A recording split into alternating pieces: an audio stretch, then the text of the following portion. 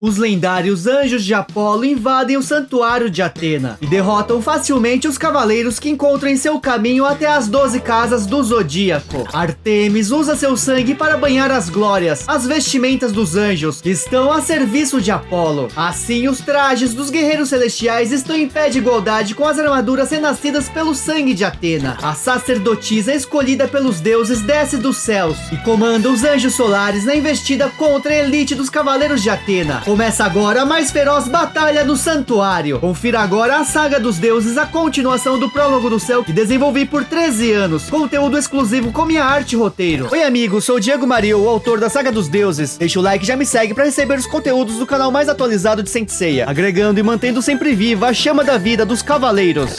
A Saga dos Deuses, capítulo 2, a Queda Dourada. Uma voz ressoa dos céus como um trovão, alertando aos cavaleiros de Atena que eles estão desafiando os senhores do universo, e lhes pergunta como podem tentar superar seus criadores. Nas 12 casas do Zodíaco no santuário, os cavaleiros de ouro sentem um gigantesco e glorioso cosmo que acaba de invadir o templo de Atena. Canon, que protege a casa de Gêmeos, está preocupado pois a barreira de Atena acaba de ser quebrada, e eles não podem sair de seus postos, pois há novos inimigos se aproximando das 12 casas. Ele acredita que Atena está em segurança com o grande mestre e os cavaleiros de bronze ao seu lado. No templo de Atena, vozes femininas debocham ao conhecer finalmente o atual mestre do santuário, aquele que já tentou matar Atena quando era apenas um bebê e já usurpou essa posição. É Saga de Gêmeos, o humano que foi vítima das artimanhas da deusa do destino Quera, a irmã de Hipnos e Thanatos. São 3 divindades que vieram do Olimpo e quebram facilmente a proteção de Atena que envolvia o santuário. Elas voam pelo céu noturno vestindo túnicas brancas que escondem suas identidades. Uma das deusas ergue sua mão e revela um gigantesco cosmo, desferindo um ataque contra Atena, pois a existência dela se tornou uma ofensa aos deuses do Olimpo. De repente, a Ioros de Sagitário voa, usando seu corpo como escudo para proteger Saori. A misteriosa deusa do Olimpo se impressiona com o atrevimento dos mortais, que está cada vez maior, e percebe que eles realmente não sabem desistir. Ela se apresenta como a deusa do amor e da beleza, a mais bela dentre todas as divindades do Olimpo, Afrodite. Imediatamente, o cavaleiro de Sagitário dispara sua flecha da justiça e na velocidade da luz lança sua técnica Destruição Infinita! É o devastador golpe capaz de atingir até mesmo os deuses. Afrodite, impressionada com o nível de poder dos humanos, que parece ser capaz de superar os deuses novamente, percebe que definitivamente não pode subestimá-lo, mas fica indignada por ter derramado seu sangue pelas mãos de réis mortais. Portanto, invoca sua sagrada vestimenta, aquela que lhe foi entregue pelo grande Zeus do céu, a Kamui, o traje que somente os 12 deuses do Olimpo podem trajar. A Kamui cobre o corpo de Afrodite, e finalmente os humanos conhecem a aparência da lendária vestimenta dos 12 deuses do Olimpo. Sede Pégaso ataca a segunda deusa misteriosa, Cometa de Pégaso! Mas seus golpes não alcançam a poderosa inimiga, cujo poder se equipara ao de Poseidon e Hades. Ela revela que também é uma das filhas do titã do tempo, Cronos. É a deusa das colheitas, uma das irmãs de Zeus, Deméter. Saga e Ioros percebem que o cosmo da terceira deusa é tão poderoso quanto o de Deméter. Acreditam que ela também seja uma irmã de Zeus e juram que mesmo que percam novamente seus corpos mortais, continuarão a proteger Atena eternamente. A tríade das deusas olimpianas usa seus poderes para selar novamente a armadura de Atena e em um instante aprisionam Saori. O poder das deusas também impede o avanço dos cavaleiros, que ficam paralisados no templo de Atena sem poder ajudar sua deusa. O mangá que desenvolvi por 13 anos finalmente está completo e comemora meus 20 anos de carreira. Adquira agora mesmo a história completa em sua edição definitiva, link na descrição.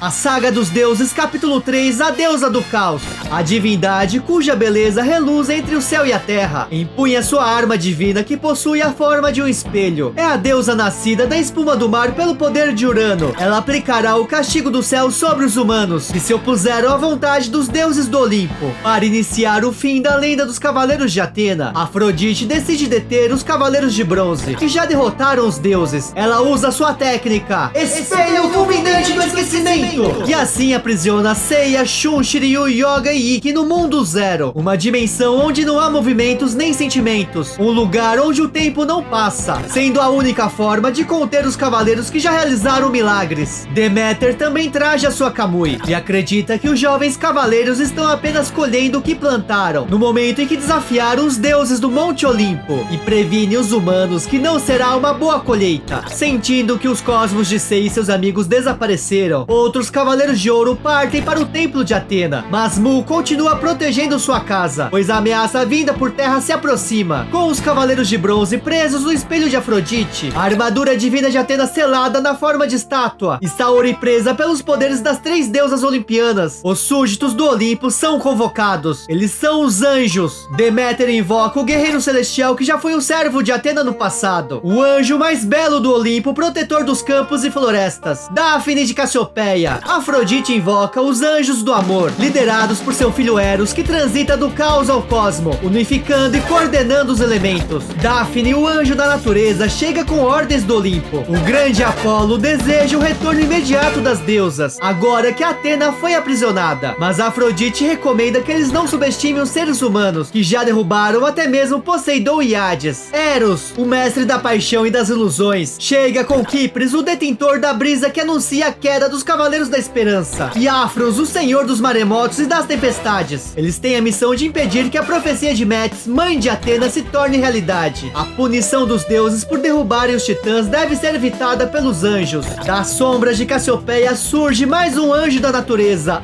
Etion. É o guerreiro celestial que no passado também foi humano e sobreviveu ao fulminante raio de Zeus. A terceira deusa misteriosa, voando em frente à armadura de Atena selada, pede para os cavaleiros desistirem enquanto podem. Elas levarão sua deusa para ser julgada pelos deuses no Monte Olimpo. Não há nada que os humanos possam fazer nesse momento, mesmo que alcancem seus 8º e 9º sentidos. Não são páreos para os grandes governantes do céu. Ela também pede para que eles aguardem o veredito final em paz e não provoque ainda mais a fúria dos olimpianos. Finalmente ela se apresenta. É Hestia, a deusa do fogo e dos laços familiares, filha de Cronos e Réia, irmã de Zeus. Percebe que os humanos não conseguem aceitar sua derrota, e ainda há uma chama de esperança em seus cosmos que insiste em não se apagar. Portanto, ela ordena que os anjos exterminem todos os cavaleiros e queimem completamente o santuário. Na casa de Ares, Mu tem a sensação de já ter sentido o cosmo de Velasca antes. Legon pede permissão para eliminar o cavaleiro de Ares, mas a sacerdotisa recusa, dizendo que ela mesma será sua oponente. Mu se lembra que já ouviu sobre a história de Velasca. Ela era uma humana que foi escolhida pelos deuses para habitar o Monte Olimpo desde a era mitológica. Filha de Cassandra, a profetisa que ensinou a Apolo os segredos da profecia. Seu pai tinha origem no continente Mu. Após seu nascimento, Velasca foi treinada por Apolo e ela se tornou sua principal sacerdotisa. Foi chamada de deusa do caos por possuir um grande poder de destruição, se tornando uma agente da cólera divina encarregada de punir os humanos.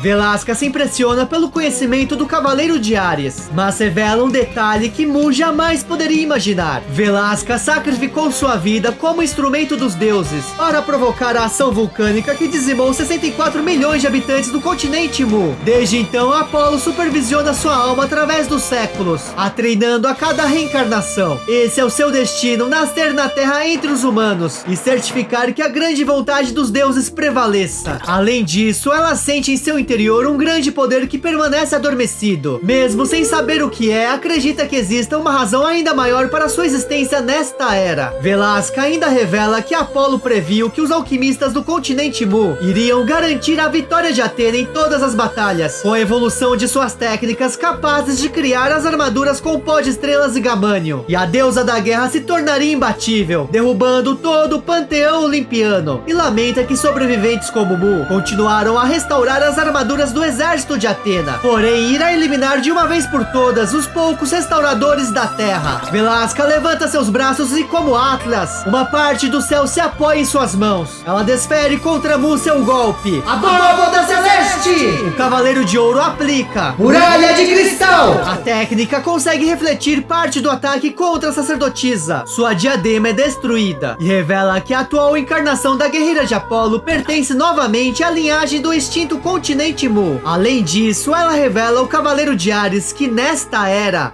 é sua irmã.